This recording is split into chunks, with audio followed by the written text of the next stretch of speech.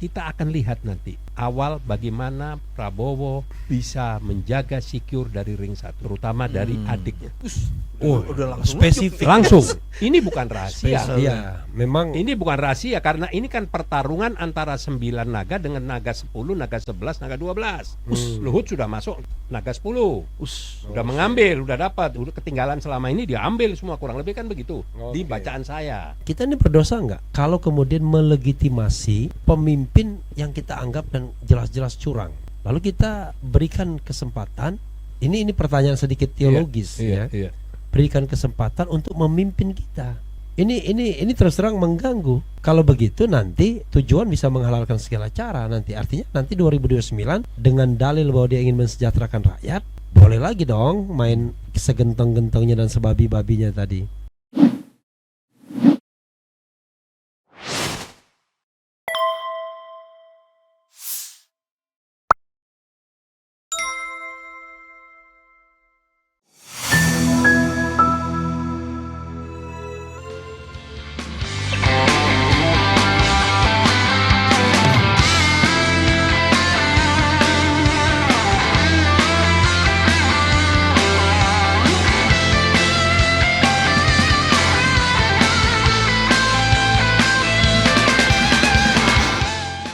Kalau saya sepakat dalam arti kata, jadi kita ini tidak anti lah ya, bukan kita ini cuma mau menginginkan siapa yang kita harapkan berhasil, kalau enggak semua jelek, tidak.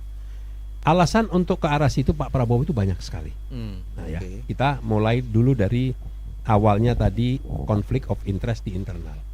Itu sudah melebar, bahkan sudah bukan hanya cuman kapan saya jadi apa, tapi bahkan ada mau ngambil partai, ada mau ngambil lahan, mau ngambil ini di internal. Itu bukan berita di banyak beredar di mana-mana. Nah, kita akan lihat nanti awal bagaimana Prabowo bisa menjaga secure dari ring 1-nya, terutama dari adiknya. Udah langsung spesifik. Langsung. Ini bukan rahasia. Iya, memang Ini bukan rahasia karena ini kan pertarungan antara 9 naga dengan naga 10, naga 11, naga 12. Luhut sudah masuk naga 10. Udah mengambil, udah dapat, udah ketinggalan selama ini dia ambil semua, kurang lebih kan begitu. Di bacaan saya. Nah, apakah nanti si Hasyim ini seorang, kan backgroundnya pengusaha. Itu naga keberapa? 11. 12-13 nanti ada parlemennya. karena begini menurut saya, kalau Mas BW dijadikan naga gak bisa. Begitu Nggak dia bisa. suruh mengelola uang triliunan, bingung dia mau Dia diapain. lapor malah. Iya. Ini kok ada uang triliun, ada apa? Lalu Dari dia siapa bilang, nih? dia bilang begini, kalau mau bikin podcast sampai kiamat nggak habis dana itu. Jadi kalau nantinya Prabowo bisa menjaga, mensterilkan dari ring 1-nya, bahwa saya sekarang bukan Prabowo yang kemarin.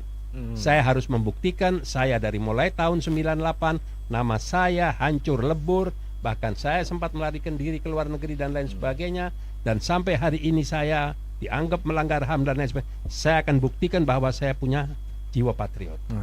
Kedua, setelah itu bagaimana kita lihat susunan kabinetnya. Jadi kalau ini tidak kita kemukakan, tidak kita sampaikan, besok lusa orang rakyat ini nggak ngerti. Nah, ini yang ada Tapi di begini pikiran saya ini ada pemikiran yang saya mengganggu saya. Ya. Kalau kita yakin bahwa pemilu ini securang-curangnya dan gentong babi, pork barrelnya segentong-gentong dan sebabi-babinya, kan berarti hulunya kotor mengotor, ya kan? Betul. Apakah kemudian kita masih bisa berharap hilirnya itu bisa jadi jernih? Walaupun mesin penjernihnya barangkali buatan Israel. Gitu, ya. Itu satu soal. Soal yang kedua adalah, kita ini berdosa nggak kalau kemudian melegitimasi pemimpin yang kita anggap dan jelas-jelas curang, lalu kita berikan kesempatan. Ini pertanyaan sedikit teologis ya. Berikan kesempatan untuk memimpin kita. Ini terus terang mengganggu. Kalau begitu nanti cara bisa menghalalkan tujuan bisa menghalalkan segala cara nanti. Artinya nanti 2029 dengan dalil bahwa dia ingin mensejahterakan rakyat, boleh lagi dong main segentong-gentongnya dan sebabi-babinya tadi. Gimana sih? Ya, gini, berangkat dari pengalaman dan kegagalan. Ya. Prabowo itu saya menghitungnya 4 kali gagal. Dari mulai konvensi Golkar sampai 2009, 2014, 2019. Ya. Apakah hari ini keberhasilan ini akan dia-sia-siakan? Kalau kita tidak setuju atau kita menolak pemilu atau hasil presiden yang dihasilkan oleh pemilu kecurangan, hari ini realitanya yang akan diputuskan atau sudah diputuskan dia sebagai pemenang. Tapi kita akan mengawal, kita akan menjaga tatkala yang dilakukan dan pola pengelolaan kepemerintahannya model seperti yang 2000 dengan yang sekarang, ya barulah kita kembali lagi, kita sikapi, kita tolak dengan cara-cara yang begini karena kan tidak ada jalan lain. Karena ini kan coba bayangin, mana lebih mudah jatuhin Prabowo atau jatuhin Gibran? Lebih mudah jatuhin Prabowo, Gibran besok jadi presiden. Nah kalau ini kejadian bagaimana? Ini yang beredar pertanyaan demi pertanyaan di bawah itu kayak macam begitu. Nah makanya kembali lagi, kalau Prabowo bisa menunjukkan leadershipnya bahwa Pak Jokowi, saya akan menepati janji dengan Anda, apapun yang telah disepakati kita tidak tahu, tapi urusan pemerintahan saya jangan dicawe-cawe. Nah, Iya, tapi begini, itu kan kita bicara tentang realitas politik. Kita tahu ya, mayoritas orang biasanya selalu yang menang itu pasti banyak pengikutnya kan. Tapi maksudnya sikap diri kita pribadi. Kalau saya pribadi mengatakan seumur hidup dalam rentang waktu Prabowo dan Gibran berkuasa, ya saya akan terus seperti kata Mas Beb menjadi partner kritis di luar pemerintahan saja. sepakat kalau itu. Oke. Tanpa kita kawal, wah bahaya. Nah, kalau Setuju. itu sepakat, baik. Itu setuju. Saya khawatir Pasti. nanti ada pembenaran. Oh, tenaga kita dibutuhkan untuk rakyat Indonesia. Karena itu harus kita gabung dengan pemerintahan. Nggak mau Oh, saya. itu lain lagi, Bu. Itu sebabnya kan judul kita kan tadi kan berdiri. Apa namanya? Berdiri. Berdiri dari reruntuhan. Nah, di sekarang kita harus merumusin berdirinya ini. Oh, iya. Nah, berdirinya kan tadi satu sikap moral. Itu di Syekh Yusuf berdiri dari runtuhan. Di Refli Harun Channel beda lagi judulnya. Apa? Tapi pasti awalnya berdiri juga. Enggak. Karena Sudah juga bangkit. Jangan-jangan sudah bangkit. 3 tokoh gugat Indonesia .2 RHBW Yusuf Martak. Oh. Ini dianggap Indonesia menggugat. Iya, gugat Indonesia. Iya, Kalau saya ada oke, itu posisi moral. Ya. Tapi kemudian kan bukan hanya sekedar itu, Bos. I know. Kalau saya sebenarnya ada agenda lagi. Agendanya adalah tadi itu. Ada 40 juta masyarakat yang sekarang ada dalam posisi kita juga. Iya. Nah, mereka ini kan harus menjadi partner kita juga nih. Iya. Setuju. Jadi jangan terus kita sur sendiri. Maksudnya ini mereka itu. Dan mereka mempunyai sumber daya yang luar biasa dahsyatnya. Setuju. Knowledge, jaringan, keberanian mungkin. Nah, jadi artinya ada tugas. Sekarang ini kita nih oposisi loyalnya ini tidak sungguh-sungguh dibikin barisannya dan terkonsolidasi gitu. Nah, bagian Tapi itu jangan begitu, Mas Bebe. Itu yang akan saya pikirkan dan mau kerjakan. itu sebabnya channel Setelah saya dapatkan barisan itu, nanti saya serahkan Mas Bebe. Enggak, saya mau mulai dan gini. Iya. Channel ini menjadi penting Ya, dan nggak bisa rutin tidak hadir, mesti rutin Iya. hadir. Rutin hadir. Jangan Ada sampai, tidak hadir juga bisa rutin. Jadi gini Mas Bibi. jangan sampai kemudian hanya ini edisi terakhir. Jadi gini Mas. Ini menyentil saya, menjewer telinga saya banget nih. Jadi gini, pengalaman saya di pergerakan ya dari 2015 ya, mulai masih sama dengan Habib Rizik mempermasalahkan kasusnya Ahok di MK, di KPK bla bla bla sampai 2017 2019. Yang namanya gerakan tuh nggak bisa terus instan. Seperti kita mau ada acara event sebuah band. Enggak, itu saya tuh minimal 5-6 kali mengundang ormas-ormas. Kita konsolidasi, kita sosialisasikan agendanya apa. Ini sudah kita tawarkan kemarin. Berani enggak paslon duduk di samping saya kita konferensi pers? Kalau itu enggak ya masa ya hari bergantian, yang kemarin datang yang ABC, yang besok datang CDE. Ya jadi enggak bakal mas, dan selalu diberikan informasi ini ada 8 hakim, insya Allah yang ini dulu nolak, yang ini begini, jadi kayak ada harapan-harapan palsu. Kasihan masa ini. Nah, jadi nggak bisa. Makanya saya setuju si 40 juta ini akan melihat siapa figur nanti yang ada duduk di barisan terdepan. Setuju. Gitu. Nah, agenda yang kedua itu Bang, setelah tahu itu ya, adalah yang kedua gini. Kita ini kadang-kadang mau menyeragamkan, Bos. Iya. Padahal 40 juta itu tidak seragam itu. Iya. Orang Iya. pandangannya beda. Nah, mampukah kita membangun heterogenitas tapi kemudian dengan komunikasi politik? Iya. Oke, ini tujuan kita sama loh. Nah, orang yang punya Ya, kemampuan saya paling Betul. gampangnya Mas BY mengatakan tiba-tiba di antara 40 juta itu ada gabung dengan pemerintahan.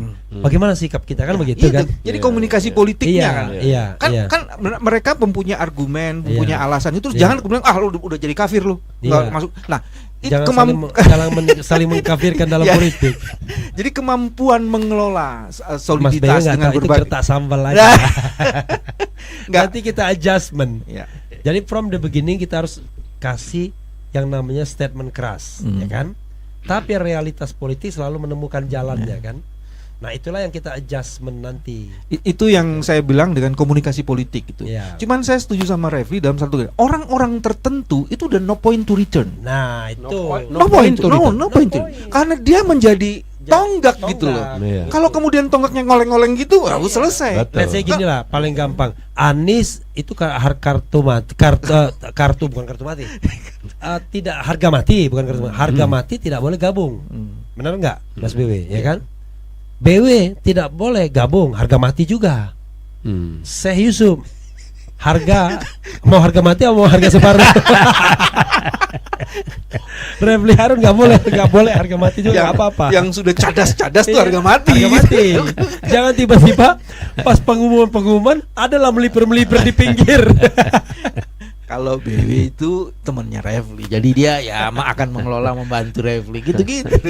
jadi gini, yang paling lucu saya gimana kalau misalnya Pak Prabowo bagus di tengah jalan, lalu dia menawarkan kepada RH, dia bilang mau nggak gabung, kan kami udah bener bagus. Saya bilang begini, Pak Prabowo, kan di Bapak kan ada Yusril Iza Mahendra Pak, itu jauh lebih senior dari saya.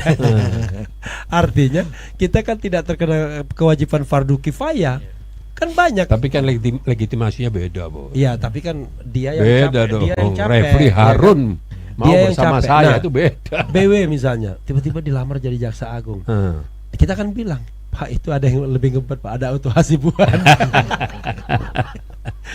Jadi kasihkanlah dia kesempatan. Jadi syarat kedua tuh sebenarnya yang tadi bilang komunikasi politik, Bang. Iya. Jadi seorang leaders yang bagus itu dia punya kemampuan, bukan sekedar kemampuan bercerita atau membangun narasi, tapi kemampuan komunikasi politik tuh artinya datang dan kemudian diskusi intensif gitu. Ini yang bukan sekedar orasi ya, bukan ini yang saya bilang dengan komunikasi politik tuh kayak begitu tuh. Jadi beyond orasi. Iya. Itu yang diperlukan. Dan harus kita ciptakan seleksi alam bahwa orang-orang politik yang ada sekarang yang mendukung 02 di mata saya itu bukan orang-orang politik, pedagang. Nah, kalau itu yang mau dicontoh oleh rakyat, ya kasihan. Makanya kita yang mampu, kita tunjukkan bagaimana pola yang kita. Ya. Iya. Nah, yang ketiga yang menurut saya ini juga jadi penting selain komunikasi politik, selalu saja ada problem ketika konsolidasi dilakukan, tiba-tiba bensin habis. Energi. Jadi artinya kita juga harus melakukan yang disebut dengan political entrepreneurship yang basisnya sosial gitu loh. Jadi bukan social entrepreneurship. ya kayak gitu, Bang. Jadi itu nih harus mulai. Kalau nggak begitu nanti tiba-tiba wah, gue sulit nih, gue nggak bisa ini nih, keluar gue repot nih. Jadi kita harus mulai mencari itu. Bahkan mungkin ini juga jadi pekerjaan kita nih, Bang Yusuf nih, untuk Ya, mulai memikirkan yang kayak gitu. Itu cocok dengan kemarin saya mengundang seorang pendiri, saya sebut nggak mereknya ya, gede banget ininya, Sebut dong. Tokped, pendiri Tokopedia, Tokopedia, iya. Leon di kita. Leon, Dia cerita tentang 3 kemungkinan itu, gabung dengan pemerintahan, kemudian di luar pemerintahan, dan ini marketplace untuk social entrepreneurship. Dia bilang walaupun kita di luar pemerintahan misalnya, tetap bisa kita untuk menggerakkan ekonomi rakyat itu. Itu poin Sehingga saya. nanti rakyat atau masyarakat itu tidak gampang belok, karena dia ketahanan ekonominya, basic need-nya itu kan seperti kata Fit Adrison kan, rakyat miskin tuh mudah sekali disogok oleh bansos Betul, dan lain sebagainya. betul, Nah, betul. dalam konteks itu tuh, saya tertarik tuh apa yang dilakukan Joko Karyan. Bagaimana dia melakukan enforcement di masyarakat sekitarnya, sehingga masyarakat itu nggak silau dengan 1-2 kali bansos, karena bansos dari masjid itu jauh lebih dahsyat. Karena bisa 365 hari dalam setahun. makanya dia lebih bisa menghidupi, bahkan dia bisa mengirimkan 3 bus dari Joko Karyan secara terang-terangan untuk Kayak berunjuk ini rasa. kan, ini minuman ini kan menjadi keren nih. Iya. Kenapa ini dipajang di sini? Kan ada social entrepreneurship-nya nih, Bos. Iya. Gitu ya, Bang. Namanya pun amali. Oh. Amal itu amalku. Oh. Jadi siapa yang membeli ya berikut beramal karena Oh, duitnya 1 rupiah pun untuk masjid. Kalau ditambah anak saya Amalia Amalia. Oh gitu. Amalia.